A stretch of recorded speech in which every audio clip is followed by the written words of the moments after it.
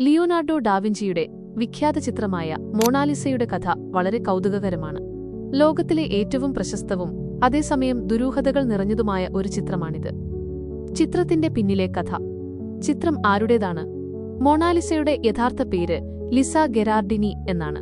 ഇറ്റലിയിലെ ഫ്ലോറൻസിൽ നിന്നുള്ള ഒരു വ്യാപാരിയായ ഫ്രാൻസിസ്കോ ഡെൽ ജിയോകോണ്ടോയുടെ ഭാര്യയായിരുന്നു ലിസ. അദ്ദേഹത്തിന്റെ ആവശ്യപ്രകാരമാണ് ഡാവിഞ്ചി ഈ ചിത്രം വരച്ചതെന്നാണ് പൊതുവെ കരുതപ്പെടുന്നത്. അതുകൊണ്ടുതന്നെ ഈ ചിത്രത്തിന് ലാ ജിയോകോണ്ട എന്നും പേരുണ്ട്. ചിത്രത്തിന്റെ പ്രത്യേകതകൾ മൊണാലിസയെ ഇത്രയധികം പ്രശസ്തയാക്കിയത് ആ ചിത്രത്തിലെ സ്ത്രീയുടെ ചുണ്ടിൽ വിരിയുന്ന നിഗൂഢമായ പുഞ്ചിരിയാണ്. ഈ പുഞ്ചിരി യഥാർത്ഥമാണോ അതോ ഒരു തോന്നലാണോ എന്ന് പല കാലങ്ങളിലായി ഗവേഷകർ പഠനം നടത്തിയിട്ടുണ്ട്.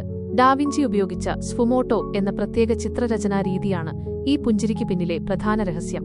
നിഴലുകളെ ഉപയോഗിച്ച് ചിത്രത്തിന് ഒരുതരം മങ്ങൽ നൽകുന്ന ഈ രീതി കാണുന്നവരുടെ കണ്ണുകൾക്ക് ഒരുതരം വഞ്ചന നൽകുന്നു. ചിത്രം എപ്പോൾ വരച്ചു? 1503-നും 1506-നും ഇടയിലാണ് ഡാവിഞ്ചി ഈ ചിത്രം വരച്ചു തീർത്തതെന്നാണ് ചരിത്രകാരന്മാർ വിശ്വസിക്കുന്നത്.